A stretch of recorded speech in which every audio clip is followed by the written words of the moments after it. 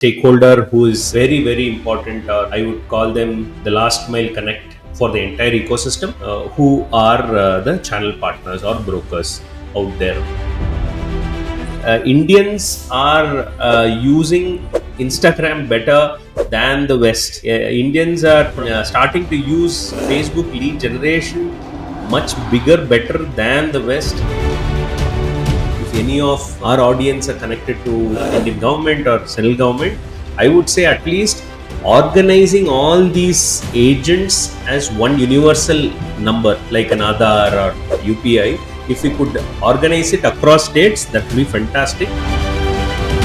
Brokers are not somebody who get who could go to every state and pay for a 5-year license in every state. As a West dynamics, like some Karnataka broker has to depend on a Maharashtra broker. Some things definitely are very local to the terrain, right?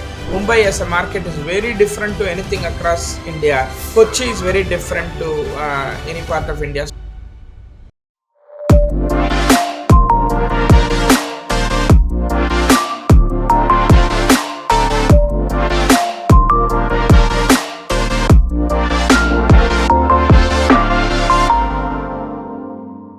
Hello, good morning, Balaji.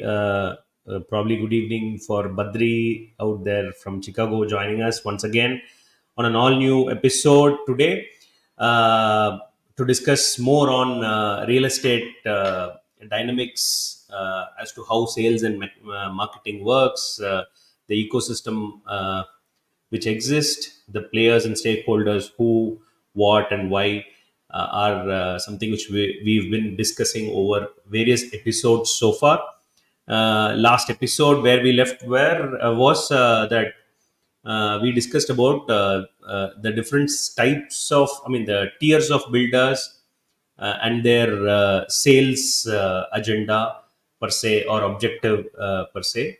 Uh, and we did, try to understand as to how the cash flow or the point at which they start determines their complete pricing and strategies. So today, I would say that we would probably focus on yet another stakeholder who is very, very important, or I would call them the last mile connect for the entire ecosystem, who are the channel partners or brokers out there, right? So I would like to call them as the sales personnel, or the point of sale for anybody who owns a property to sell it to the end consumer, right? So that's what we're going to address and talk about. Badri, as I already introduced, Badri would have his say from Chicago. Go ahead, Badri. No, definitely very, very interested. And I see the last mile connect, as you called, right? The brokers, or I mean, first of all, honestly, I personally feel the same work, the same people who do the same work here in the West are called realtors, and I find realtors a little cooler. Broker has a lot of 100 different connotations in India, some of which are not too positive. Unfortunately, Badri, unfortunately, realtors is sort of trademarked by somebody, and we can't use it at will. That's one of the major problems that we have. Yeah. I know that too, because even today, a friend of mine who's like actively hunting homes in the Chicago region uh, spoke to me about conversations he had with his realtor and the kind of properties he was looking at. So they are very, very fascinating. And I think as India becomes the superpower, which all of us are dreaming it to be, fighting and slogging it to become, right? I think the housing market will definitely become more organized, and brokers or realtors will kind of become more and more organized. It's a very, very vital cog in the entire professionalizing and digitizing and scaling of the real estate market in a very urban friendly way, because we do know, like, the urbanized or formal market has to 5x 10x to what it is now year on year, and for that these people are a very, very vital role, because they still sell about 90% plus of the homes. So yeah, very, very fascinated to hear anything about them. I think they are the key part in the last mile. As of India is concerned, Badri, I would say India is in a very, very beautiful spot for this decade, at least, in terms of realtors or the brokers or agents, whoever or however we call them as, right? The individuals out there, not part of a builder or team, outside staying and doing the toughest hard last mile. Let's put it that way, right? So why it is very, very brilliant sweet spot is because of RERA again, right? RERA is not just for builders and stock out there, inventory out there, right? It is basically organizing realtors or brokers out there in India today, and It is for the entire ecosystem, rather. yeah, it is for the entire ecosystem. Basically, brokers similar to the West, Brera has basically brought the same framework similar to the West for brokers, right? So I would say for a 300 million population, if such maturity can happen in last, I mean, 2 decades, I'm sure within next 5 years you're going to see probably India would go past that metrics completely from the West. There will be enough Keller Williams here. There will be enough Century 21s here. Every state might have one. And going forward, brokerage firms are going to get branded. Brokerage brokers are getting branded. I could see a huge shift in the mindset of individuals who are below 40, right? uh, who have been in the industry for 10-15 years are clearly seeing this opportunity and switching, taking the switch towards digital. I see Indians are using Instagram better than the West. I would say, right? Indians are probably starting to use Facebook lead generation much bigger, better than the West. Today, CRM is the buzzword here in India amongst brokers, right? So there are a lot of dynamics. I mean, I'm just throwing words and phrases here, but probably we could take up each and dissect it. But the main point what I would like to say is that we are gearing up towards a very, very exciting time right now. In next 3-4 years, there is going to be at least 10 lakh organized brokers in India who are RERA compliant and who will probably be connecting India for any seller out there. So I'd like to give a little background over here. Arun had given a detailed perspective as to how the future of the industry altogether would pan out, especially from the broker side of things. As a marketer, how I've seen, somewhere between 2010 to 2017 or 18, and how we could perceive things among the realtors. I've always seen some classifieds ads, having one word brokers excuse, if you remember. Now, I'm not seeing that anymore. I think there is a paradigm shift completely. What you said is actually right. Now, how this shift came, how this transformation comes in. See, you go to a place where you want to buy a car, or set aside car. If you want to buy a mobile phone, there is somebody who sits with you, interacts with you for a while, tries to understand your need, and gives you the best advice. Right? This has never happened in real estate altogether. And when you say this has never happened, who is going to actually do all this? It's the last mile connect, as you said. The reason why you say that they are last mile connect, it's because they are agnostic to one specific brand. They are agnostic to doing a hard sale for a specific builder. Meaning they don't have the pressure to close a deal. They don't have the pressure to achieve a certain target. All they need to do is they have to just understand the customer and meet the needs of that specific customer. Let's say there are 10 builders, and they don't really have that pressure of closing n number of deals within a specific point of time, just like a typical sales manager and any builder office would have. If there are any differences in this thought process, please feel free to intervene, Arun. I mean, I won't say there is I mean, there is no sales pressure from probably the builder or a project. That aside, but I'm saying there is a huge pressure which he has unwarrantedly built it up. Also, I would say, when I say him or her, it is 90% of the people, not the 10% who have figured it out. Right. The right, the realtor out there today has built so much pressure by being loyal to an inventory, not by not being loyal to the buyer who's in front of him, unfortunately. Because I personally feel, if buyers, I mean, if brokers starts being loyal to the 10, 15, 20 buyers who are standing in front of him, then definitely it's going to go, he's going to gain momentum, he's going to gain, brand recognition by all the sellers out there to, sell their property to with him.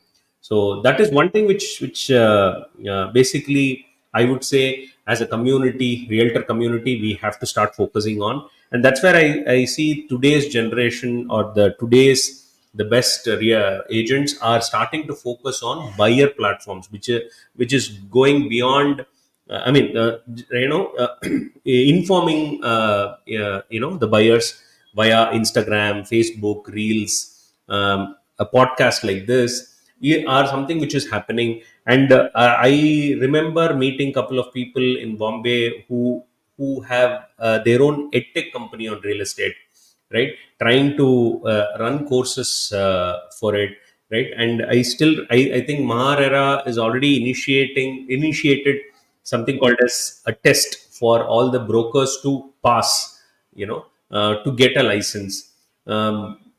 Basically, as I said, in India. Very Westlake actually. Typically here, that's a basic entry point, and you will write an exam and you will kind of get licensed through one of the major broking firms like Baid and Warner or Century 21 or this thing that your license through would be through them, but you would write the exams. I think probably there are a couple of exams actually to do it. Yeah. Yeah, no, it is just not that, Badri. See, in India, just similar to West, in India also, any broker without a license is illegal to operate. Right? If he is doing a buying and selling transaction assistance, he must have a RERA in India. One, two, RERA is provided by the state, not by the center, India. So there is no one RERA ID with which a person could do transactions or could assist transactions everywhere. Which means a broker who gets a ID in Karnataka, with that same ID, won't be able to get or assist sales in Maharashtra. Right, a Maharashtra, if he has to go operate it there, he probably have to get a ID there, unfortunately. Right, so this is something I do not know. Probably if any of our audience are connected to Indian government or central government, I would say at least organizing all these agents as one universal number, right, like an Aadhaar or UPI. If we could organize it across states, that would be fantastic. But I leave it there, right? So it's more a. But that again is par for course. Not just real estate, many professions in the US too. You will have to do like it is not universal certification by states. There are little requirement changes to do stuff by states. You have to recertify certain things. Like, and this is not just for real estate. Yeah, Balaji. I have a little difference in opinion. This is sort of anomalous to what we are actually talking at this point of time. We speak about brokers being the last mile connect, and you speak about making them. I mean, giving them a universal ID, pan India or pan global, and so on. So the whole purpose of being a last mile connect, actually, there's a gap, right? When it comes to brokers, they are tied to a certain region, or they're tied to a certain state. They know the dynamics better. They understand the dynamics better.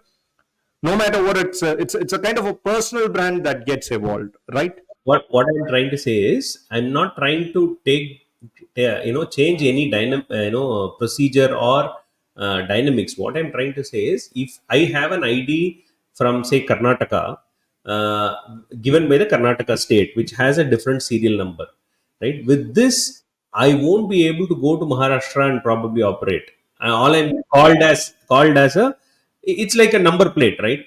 A car gets a number plate. from the state, right? Today we are talking about Bharat number plate, right? So I'm trying to say that can we have, because brokers are not somebody who's like, who could get who could go to every state and pay for a 5-year license in every state, right? So that is one. Two, but today we are definitely there as a West dynamics. Like, some Karnataka broker has to depend on a Maharashtra broker to basically do certain transactions. That's how it happens. But I think that if we have a universal numbering alone, right? It's a mere numbering or a tagging, right? A broker in India is an Indian broker, right? Indian realtor. So let him be very regional. Let him be very regional to even to the tune of Mysore or a Coimbatore or a Kochi. That's immaterial. But still, he should have the capacity to operate at will. If he decides a couple of years he has to move somewhere, and I mean, it also in the future there's going to be a lot more payment assistance which is going to come, right? The brokers are going to be part of the official registration processes, agreement processes. So in those perspectives, for all of our other software to recognize one person, if I have numerics or formats in different 5, 10, 16 formats, right? How do I even recognize somebody is unique? It's like, before we used to have, before Aadhaar, how many IDs all of it had, and how many of those IDs were useful to us, right? So today Aadhaar is universal, and because of this, from Kanyakumari to Kashmir, everybody could basically validate an individual, right? That's all I'm trying to say. So it's Yeah, even education and licensing, I firmly believe some part of it is constant, some part of it is localized, right? Stock is stock, digital is digital, format is format. There are some things which are like, I think some things definitely are very local to the terrain, right? Mumbai as a market is very different to anything across India, right? Kochi is very different to any part of India. So yeah, I agree. I think there should be both in the identification process and in the education process. There should ideally be a blend of national and regional, or universal and regional. But yeah, I mean, these things are easier said than done and way above our control. We can, if they get us the chance to voice our opinion, we'll obviously push for it. But I think these are, it's a web of national and government, state government topics in this. I just to move on, I would like to touch upon, or probably talk about the various model in brokerage, right? Probably can we start seeing the matured market of West, where how many models does it exist, and can we compare that to Indian models, right? Say, when I say models, we spoke about, I mean, Balaji was just touching upon a classified, calling or going against something called as broker, right? But basically it is the brokerage which is free, that too for the buyer, right? So it is not the broker itself, the intermediary or the person in the layer in between is not getting vanished, right? So this zero brokerage has been there for primary, I mean, free zero brokerage for buyers in the primary market exists for way too long in India, but it has not been projected well. But in the West, I'm sure there are enough brokerage firms who starts calling them a zero brokerage few, right? There are people who call themselves just a staging brand, right? So, staging and selling. When we say staging, yeah. So if you see those things, there are brands, there are brokerage firms like Keller Williams. What they do is, correct me if I'm wrong, Badri, Keller Williams, Century 21, or Remax out there, right? Not here in Indian Remax is relatively different, but I would, let me call it Remax in US, Keller Williams, Century 21. These players, what they do are, they are franchising their name or brand. How do they do it? Is that they basically are a educational company, educational institution, or a brokerage institutions, what they do is they accumulate inventory on one side, or they create a network of organized brokers. So they, anybody who wish to get into real estate, probably get into any of these brands and get them educated, get them licensed, and probably to kickstart at a, as an individual they pay an X fee. As a retailer, where they could set up an office with Century 21 brand in front and Keller Williams's brand in front of them, get to probably have to pay a better license fee to Keller Williams and things like that, right? This is one side. So which means a person who's basically getting a license from Keller Williams is a sub agent of Keller Williams or a Century 21. They don't normally go pay, get a license from the government, right? So this is how that brokerage model works. And there are other brokers who do not want to fall into this Keller Williams and scenario. What they do, they go to government, state government, get a license and become an individual broker, and then go access the MLS, that is multiple listing services like Zillow, or there are several no No, everybody taps in. The only difference is everybody taps into MLS. Actually, MLS is it's like kind of faceless. So even the Zillows, Redfins of the world draw in from MLS. The Baden Warner, Keller Williams, Century 21 also draw in from MLS. And then their sub broker agent, higher tier agents, lower tier single agents, all of them kind of uh, drink through a hose which they put to MLS. So ultimately, everybody drinks off MLS. There are some conflicts and chaos around MLSs also because it's very regional here. Also, it's network, but ultimately, everybody reads off an MLS. Like for example, I can give a very simple, quick example because my friend is actively in the market and he was showing me 5 6 homes even today.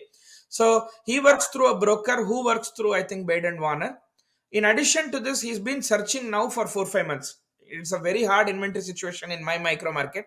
So he is also plugged into many of these sites like Redfin or Zillow and stuff like that by this pin code.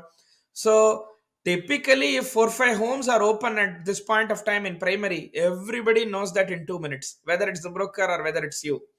So the only difference is typically we go through brokers who are licensed to one of these firms. But for primary, you can also walk into an open house. And the minute you walk in, the first thing the seller will tell you, selling agent, typically they have a selling agent also, like the same way. The minute you step in alone, they will tell you you can't use a broker anymore or you can't use a realtor anymore. You could either go through a realtor who will arrange a showing at a particular time, or kind of take you to their walk-in if it's an open house any day, or you go yourself for primary. But the minute you go, which is little uncommon, but the minute you stumble into a primary home by yourself, they'll say you can't use a broker anymore. just for the benefit of audience, what is open house? So the home showings is when you can go and examine a house, and here it is more of townhomes and single family homes. I'll come to that later, than apartments to buy, right? So for the sake of simplicity, let's just call homes. So the showing is done by the agent on the seller side, right? So or the broker or realtor or whatever you call it. So they do it in two ways: either they do scheduled appointments or they pick specific days, or like for days to an end they just say it's an open house in from 9 in the morning to 4 p.m. It's like anybody can barge in. So that's called an open house. Like when they set aside a time where anybody can get crash, it's called an open house. But if they say like no, call us for an appointment and come, that's a normal showing. So that's just the difference. Basically, open house is happens only when you want to directly interact with the buyer. You don't want an intermediary, like a. I mean, even if I'm a realtor, I could call for an open house, which means I don't want an intermediary between me and the buyer. No, even I mean, you just yeah, you are probably open to that idea also. Even in an open house, a lot of people will come with their broker. Some will come, but if probably you prefer some of these interactions more, and you can also handle the traffic. You think that the traffic is manageable when you open up. Plus, you also want to talk to a lot of direct buyers, as you said. All of that is possible through the open house. Okay, let me pose something very, very simple and basic, which is okay. I, as a buyer, I go approach a realtor, invest, right? for buying a house. So he becomes my realtor to probably find a house. And he is going to, assuming he's taking me to a open house. Now, what happens? Like, does he still get? I mean, as a buyer, I would know that it's an open house which he is taking me to. So, probably my mindset as a buyer would be like, hey, why should I pay you for the open house? Probably I would have known, just like as you said, right? Even buyers would get to know about open house and things like that. So that is one. Second, assuming that open house has been called, announced by a seller, a broker or a realtor. Now my buyer broker takes me there, right? So will there be conflicts? Will there be oversight, or people would want to neglect the broker and not pay the broker? These sorts of conflicts, does it happen there? Very rarely, generally it does. We will dive totally deeper into this. It's a very large topic, but generally it is organized. And if you go by yourself, you don't need to. I can tell my own story. I bought a used home, not a new home, and I literally went to a showing arranged by a broker, and then I didn't like the house. I was just driving around. I said, "Okay, Tata, bye bye." I mean, actually, the broker made a mistake of saying, "Hey, these houses are also available in this area," and they just dumped a few addresses to me. And if you're just driving by, and then literally, I was driving by the area and looking at the addresses they told, and one of the owners of a home who was trying to sell saw me from the balcony and said, "Come in." And I just saw the house and we closed the house. I actually didn't pay buyer's commission, so it is not wrong or illegal or unethical. How much is now average buyer commission out there? I think it is. I think it is about 3 to 6%. Don't quote me on it. I'll come back on this. I'll get some figures and we'll do a whole different episode. Because in my case, I didn't pay it. They waived about 2-3% of it. I don't know whether it is 6% or 3%. I'll come to you back. Okay. So probably let's pick up tomorrow's episode towards explore. I mean, let's at least do couple of episodes to understand the West models, and let's try to match it to India and see whether it is thing. But having said that, what you are basically saying is that buyer mindset is no different from India as of the US is concerned, and brokers are no different in West compared to India, which means they are going to be, giving you free listings. They're going to throw up free listings at the buyers, and the buyers would probably try to act smart and go directly to the owner, and there are things happen. Given a chance, yeah. Typically, the smarter brokers don't. They do control what they show you. Some of them are Absolutely, absolutely. No, that happens here also. That happens here also. Right? So my point is, for people who tend to talk to me and say that, hey, West is matured and West is something which is far better. I don't see any dynamic difference irrespective of the MLS system and things like that. Right? So especially with this is definitely the value conscious behavior is definitely there. It's a very hard market, it's very competitive, you always want to keep looking. We cluster around good school districts which are high demand, so more than the value. let's not call it desis, Badri. Probably I could give you couple of the natives out there who could do the same also. So it is a simple human psychology.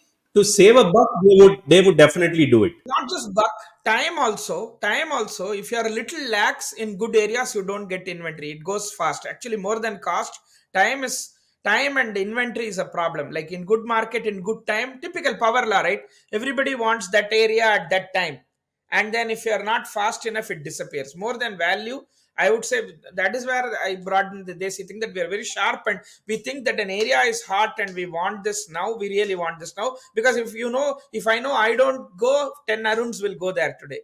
so, so that is the only reason. So it is basically the FOMO, or fear of missing out, right? So that is what basically drives the demand, or that's all it is. This is universal truth, right? So for a 300 million population, for 100 million homes, if we are talking about 4 5 brands which has over a lakh agents, which is like Keller Williams, and then we have a Zillow, Redfin, XYZ sort of models, and there are new age companies who say that we will buy it for you. I mean, we will give you a free valuation report, and if you need immediate money, sell it to us, and then we do it. And there is a new model which says, hey, give it to us, list it to us. If we don't sell it in 3 months, we guarantee you that we take it. So all Redfin of these sellers have got into it. Yeah, yeah.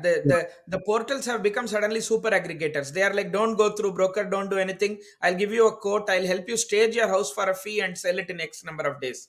So that also has started coming from So listing sites.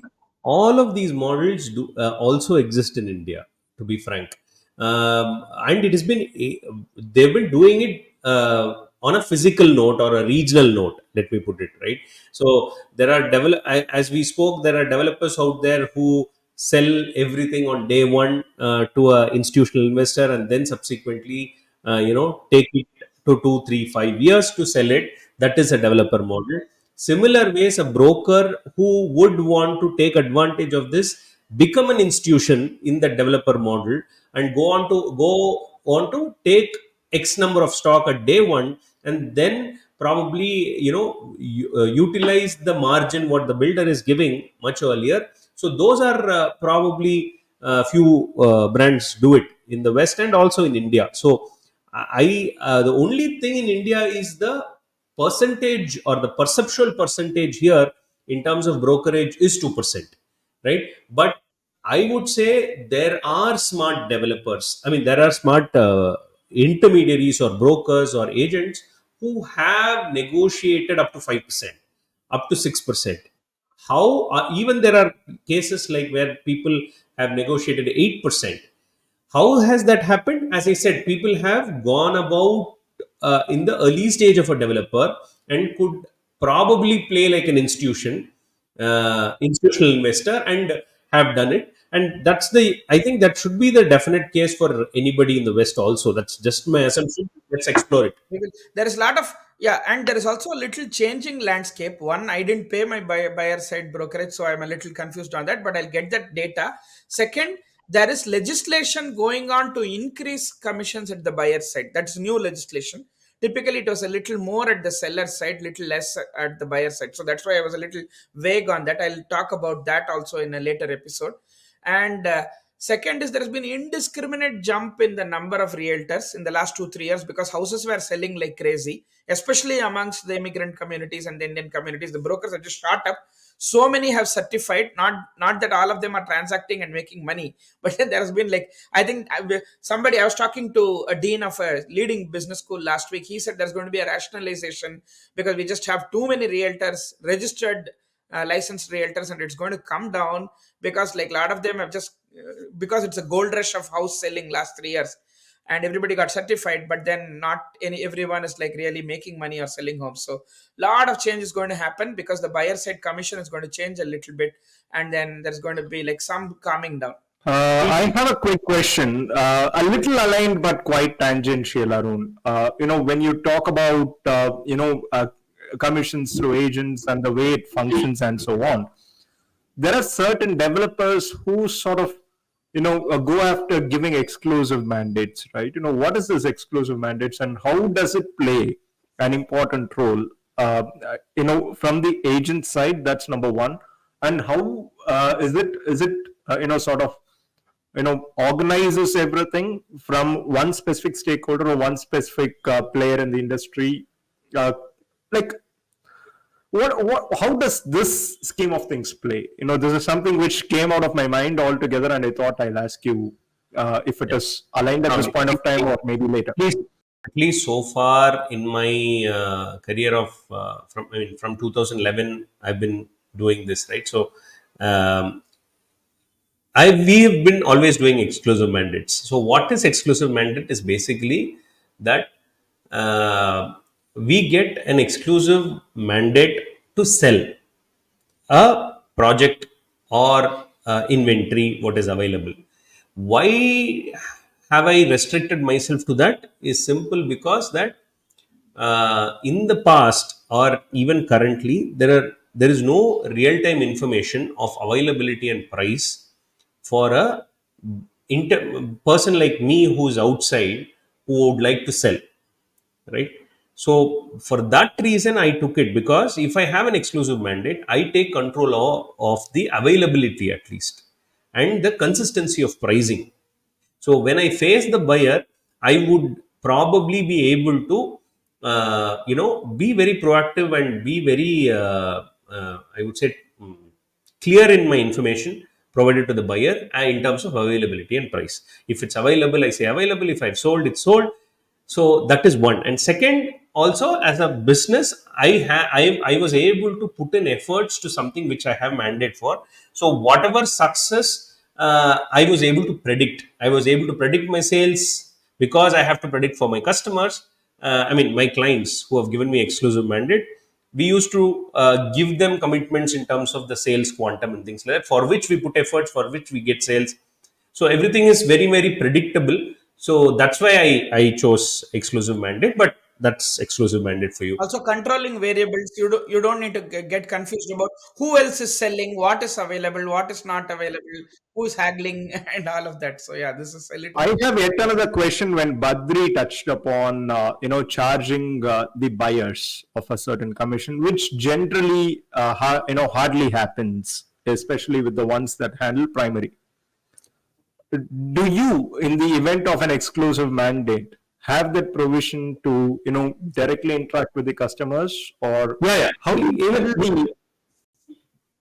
we don't we interact with buyers directly, and we often certain times what my models are different, wherein I even go to a point of representing the builder's name. We be the employees, the off-roll employees. We act like an outsourced people, right? Just like an IT outsourced work, right? Which is white labeled again. Similar to that we do.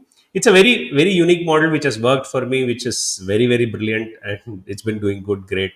Okay, so but the point is that we also meet the buyers, and we don't charge buyers. As you rightly said, primary, I don't think buyers get to pay I think, yeah, which is what I brokerage. was also recollecting. I think seller pays 6% here, and then the seller broker gives about 3% of that to the buyer's broker.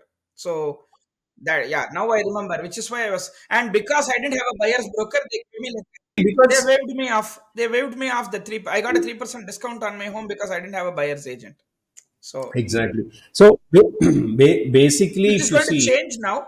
There is going to be a buyer side payout also, which is why the landscape is changing. It is under I think, I don't know if the legislation is passed or under discussion, but they are going to introduce a buyer side brokerage also. Is it federal or pan? I think it is discussed across the country. So yeah, I will read up on that and come. But this is how it was. But this is how it is going to change a little bit. That you're going to have a buyer side. also I think we should also touch upon in the next episode this topic, Badri, whatever you're saying, and also the the bidding system to buy a home, right? Uh, I think that is something very unique as of the West is concerned. That purely happens because the demand and supply is completely different for each unit, right? Unlike India, like every unit has equal demand, right? So, but so even that probably as a model, we let's try to understand from the West. And probably I would say there is should be an episode of I mean we should first dissect each of the broker models out there, intermediary models. How are those brokers getting money? Is it from the seller or is it from the buyer? If it is from the seller, how much is the seller basically the CAC of the seller is typical CAC of the seller, right? Based on that, if we could arrive that towards the Western India, that will give us a very good insight. One, two, various broker models. Three is that how are the dynamics between the primary and the secondary and the commercial and various real estate types? How are brokers spread, right? So these are very very simple topics. Let's probably dissect, and it will give us much more insights for us and an audience, I think.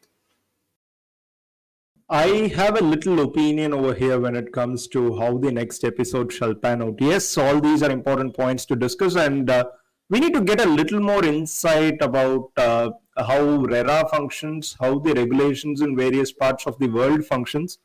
how in India it functions and how federal it is at this point of time, and at the same time universal. I think that will set a tone because that's what RERA intends about as well. And from there, I would recommend we take it forward.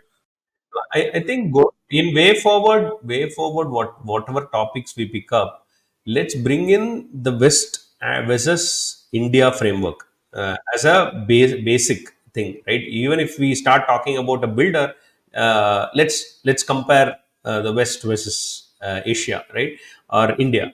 Yeah, the framework, let's do that, and business models, let's try to do it, and the percentages, let's try to do it. Of course, we will have our variables of population and these things with which we will discuss and bring some context.